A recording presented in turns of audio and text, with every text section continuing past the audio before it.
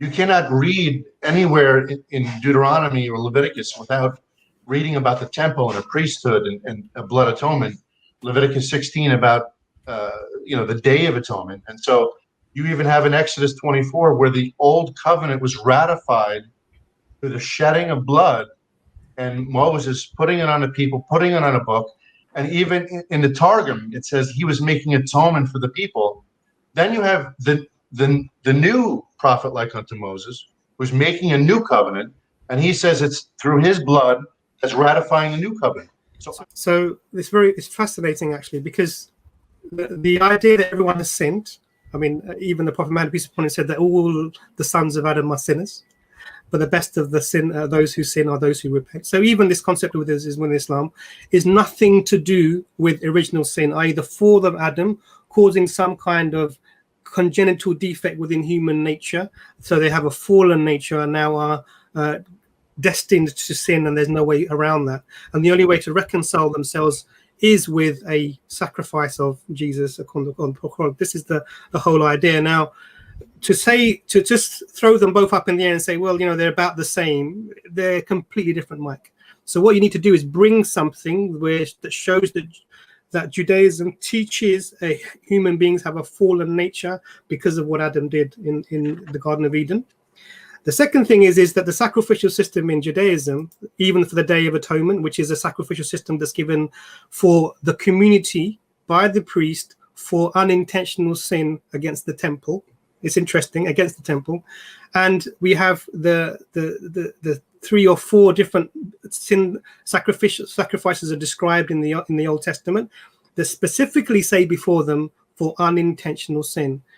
So all of the sacrificial system within Judaism, there's one exception to the rule, which is the one about oaths, but we can come to that if you want to. All of the sacrificial system within Judaism is for unintentional sin. Now, there's a problem here now. What about intentional sin? There was no sacrificial system for this. If there is, please tell us what the sacrifice is for rape, for example. First of all, there's a method of atonement, right? So we have Leviticus 17:11, where blood is made for atonement. So that's strictly mentioned. But no. But this is the problem, Mike. What does it say in Hebrews? Can you give me let me unpack it? Sorry, unpack it again. Unpack it, please. Sorry. Right, so yes, in Leviticus chapter 16, the Day of Atonement, it actually would be forgiveness of unintentional and intentional sins. And I can quote you from the rabbis that make that claim. The verses are there, bro. What do you mean the verses are there? If you read Leviticus, it talks about the sacrificial system. This is a communal sacrifice for. No. I'm talking about Leviticus 16 in particular, the Day of Atonement. Yeah, that's what I was talking about as well. Oh, okay. So what were they sacrificing their sin? What were they sacrificing for, according to your understanding? Well, I can quote you the rabbis. I can quote you from Shabbat 2b, where it says it's covering sins, transgressions, reverting to acts of rebellion, which are intentional or unintentional sins, and it's for the cleansing of the altar. And so this is for the cleansing. So this is sins against the temple, Mike. So this Day of Atonement, the Day of Atonement does not help you. The Day of Atonement does not help you because it's not for individuals to sacrifice for their sins. Now, there's another question. Now there are specific. You just made a claim though. Let's go to the videotape. Where are you getting your source from? Because it's not what the rabbis say. It's not what Leviticus 16 says. It says for the sins of the people. So. Yeah. Okay. So where you want to quote that? Well, let's go to it. So you tell me where you want me to read from. Well, I want you to back up your claim. You said it's just for sins of the altar. No, you. That's what you said. Well, I can quote you the rabbis. I can quote you from Shabbat 2b, where it says it's covering sins, transgressions, reverting to acts of rebellion, which are intentional or unintentional sins, and it's for the cleansing of the altar. That's not. I just quoted a rabbi. You quoted the rabbi. So read the quote again, please, Mike. This is from Shavuot 2b, 6b through 14a.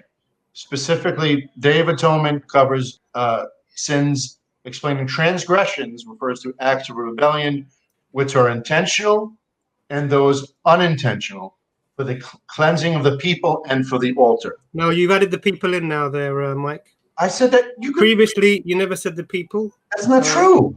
I know what I said, bro. I didn't hear you say the people. So let me read you from Leviticus 16, verse 19. And it's telling you the reason. So the question here is now, why would you sacrifice to cleanse the temple? Because because sacrifice is supposed to be for cleansing the people, right? This is what you're claiming, right? So why are you sacrificing for the temple? Because this is the concept. So when people inadvertently have gone through the temple without, maybe they weren't pure or something like this happened, and then they're in this position where they've committed this unintentional sin, then this is what the Day of Atonement is for the temple. So it says Leviticus 16 verse 19, talking about what the priest will, the high priest will do. He shall sprinkle some of the blood on it talking about the altar, with his finger 7 times to cleanse it and to consecrate it. What for? From the uncleanliness of the Israelites. So the verse, that's why I said to you that it's in the verse. But it's actually telling you what it is. Let's read verse 16. It's clear, and you didn't even read verse 21, but in 16 it says, "You'll make atonement for the most holy place because the uncleanness and rebellion of the Israelites, whatever their sins have been." I would take the whole context. You got to take the whole chapter, but that supports what the rabbis say. For all sins, unintentional, intentional, the cleansing of the people and the cleansing of the altar. So here, the temple and the altar. So here it specifies what that consecration, what that was done for in verse 19. So you're taking a general verse and you're making the claim that this applies. Now, why would that general verse not work? Because everywhere else where sacrifice is mentioned specifically, it talks about unintentional sin. The words unintentional are in the verses. Now, do you want me to go through them? I'm happy to go through them with you. Would you like me to do that? What are you asking me? If you want to go through what? All the verses that talk about the sacrificial system being for unintentional sin. Yeah, no, I'm aware of that. Yeah, I'm aware. Matter of fact, but even for intentional, or let's say even for unintentional sins, that covers most of human sin, except for capital sins with capital punishment. No. Unintentional sin. I understand. Unintentional. Mike, you can't change unintentional to sin to everything except for capital punishment. No. Unintentional sins covers even sins of weakness and covers majority of sins. No. It covers unintentional sin. So what's an unintentional sin? Yeah. What do you mean by unintentional sin? In Jewish thought, it's if you have a sin of weakness, right, or forgetfulness, it's not just, so it has a broad meaning. And no, it doesn't. That's why for an intentional sin, let's help you. For intentional sin, you'll be cut off from the land. Let's read through Leviticus 4, shall we? Yeah. All right. So you want to go past the sons of God, past Leviticus 16? No. We're talking about continuity, Mike. So you said your continuity. I know, and you're avoiding. No, Mike, this is the problem here now. Because what you're doing is the conversation has evolved, and what you've suddenly done, because you know now Leviticus 4, it smashes your argument to pieces. No, it doesn't. What you know now is what you're doing is you're reverting back to the Son. My argument was in Leviticus 4. Sorry, Mike, 1 second, Mike. We're talking about continuity, right? You said son, the term Son of God is continuous between Judaism and Christianity, right? You never agreed. And that's your claim for why you are. You agree or disagree? So I've explained this to you already. Now let's talk about wait a second, Mike. Hang on a sec. If you're going to claim continuity, then let's talk about continuity. But we have to go one subject at a time. So Mike. So I'm raising the conversation. The topic is continuity. That's the claim you're making. Now you're evidencing the continuity claim by bringing out the term Son of God. Specific claim. No, Mike. When we're having a conversation, obviously we disagree with our viewpoints. So when you say something, just because I disagree with you, I'm not gonna. Just because I disagree with you, I'm not gonna say. I'm not gonna interrupt you every 5 minutes and say I don't agree. I'll have the conversation with you. Now the problem here is your argument was on different topics, though. No, I'm talking about continuity. Your argument from the beginning was continuity. Mike, is the term Son of God? You're not having the conversation, Mike. Mike, you're not having the conversation. You want the conversation from the beginning was continuity, and your evidence for continuity was the term Son of God. Do you understand? Now that's you brought that as an evidence for the continuity. Now what I said, okay, if you're going to talk about continuity, and let's talk about the evidences for continuity, let's talk about original sin. Let's talk about sacrifice. Let's talk about the fall of man. Let's talk about are these concepts within the only mechanism of removing sin being sacrifice? Are these concepts between Christianity and Judaism equal? Are they continuous? And actually, when you analyze them, they're not. And this is the problem that you're having. So now we're coming to Leviticus 4, and it goes through the sin offering. The chapter is called the sin offering, and it talks about the different types of sin. Now, all I'm going to do is I'm going to just read where it says, so you know where. So the second verse. Mm-hmm. And the Lord said to Moses, second verse now, say unto the Israelites, when anyone commits sin unintentionally and and does what is forbidden in any of the Lord's commands. And then they're talking about the priest is anointed for the bringing of sacrifice. That's Leviticus 4 verse 2. And then let me go on. If the whole of Israelite community commits sin unintentionally and does what is forbidden in any of the Lord's commands, and it talks about how you bring the sacrifice and what must be done to it. Verse 22, and when a leader sins unintentionally and does what is forbidden in any of the Lord's commands of his Lord his God, and he realizes his guilt, then this is what he must do. So this is talking about sins that you may have done that you didn't even know that you did. Why do I say that?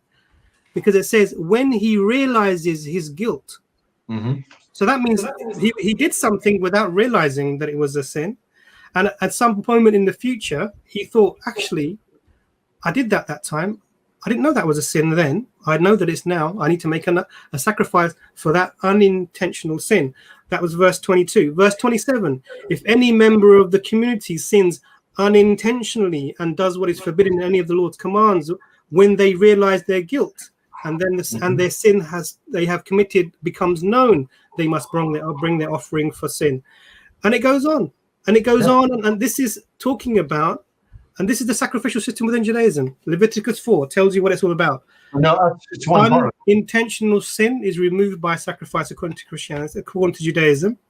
If you read Ezekiel 18, if you read throughout the Old Testament, it talks about repenting directly to God. The person who sins, they shall die, and the righteousness of the Son will be upon him, and the righteousness of the Father will be upon him, and the inequity of the Son is not put upon the Father, and vice versa. Each soul shall for its own sin be paid. So this is really clear, I think. Now, this is discontinuity. Can I respond, or you? Please. So please go on. Mike, what I'm going to do, I'm going to let you come in there, and then Hamza can come in at the end there, and then we're going to get one of the other guests on because we've got. Oh, I can't wait for the next guest. Look at that. Sorry? You see the guest? Yeah. No one's ever going to take it seriously again after they've come on. Yeah, so we'll let Hamza deal with that. We've got a couple of good ones there, actually. So, Mike, to be fair, I can't wait for it, honestly. Mike, to be fair, we will let you have a comeback for what Imran has said, and then we'll get the next guest on. Thank you for appearing. Thank you, guys. I really appreciate it. And I highly respect you guys. You're passionate about what you believe and defending your faith better than a lot of Christians defend theirs. So God bless you. No, but you can make your point if you want to, Mike, before you go. Yeah, no, I appreciate it. Anyway, just for me, on a personal level, when I sort of look at different concepts, for me, again, I came on just to discuss Jesus understood himself historically as the Son of God, and I think there is a lot of text in both the Old and New Testament. You went into sort of atonement. We really couldn't break that down. Yeah, I do concede that unintentional sins was part of the daily offerings. And there's different, sin offering and Thanksgiving offering and guilt offering, and so. But there's many different offerings. I specifically brought up Leviticus 16 as the Day of Atonement. The Day of Atonement is for unintentional sin, mate. I don't know why you keep. Yeah, no, I don't want to go into that again. But the rabbis and that text actually says all of their sins, both intentional and unintentional. And I just wanted to make just another point regarding atonement, where Jesus, when he said in Matthew 26, that he's establishing a new covenant through his blood. I just want to make the point, just to rehash that in Exodus 24, Moses ratified the covenant. So it's not just forgiveness of sin for Jesus shedding of blood. It's actually for ratification of the covenant, which Moses did. If you read Exodus 24, the blood was sprinkled. And the same thing, Matthew 26. So I see continuity there. And even the priests. So in a new covenant, we're considered priests, right? And that's even in the old covenant, the priesthood, all the priests had to go through this atoning and cleansing process. But I'll leave it there, guys. Thanks for the conversation. Mike, before you go, I'll just give you a layman's opinion, because mashallah, brother Imran, brother Hamza, they're far more qualified on this subject than I am. But just from a layman's point of view, I would say, if I look at Abraham, if I look at Moses, if I look at Jesus, if I look at Muhammad, peace be upon all of them, they all worship God. Mm-hmm. They all prayed to God. They all submitted to God. There were terms of agreement. They kept the law. They kept the law. They Yes. were all circumcised. They were, they had a covenant. They were circumcised. They fasted. They fasted. So many of the teachings that we find that actually Jesus did. He forbade pork. He didn't eat pork. Okay, so many of those teachings, what we find as a layperson, I would think that that's very consistent, actually. But there's no temple or priesthood in Islam. There's no atonement. No, but my point is, you see, we can go into all these intricate parts of the scripture, many of which, if we're fair, Mike, are questioned by the very scholars within Christianity as to their authenticity. But if we actually look at the actions, the practices of Jesus, Moses, Abraham, and Prophet Muhammad, peace be upon all of them, we look how they ate, how they drank, how they clothed themselves. They had beards. They were circumcised. They forbade pork. They bowed and put their faces onto the ground, and they worshipped their Lord. When we look at that as a layperson, I think that's incredibly consistent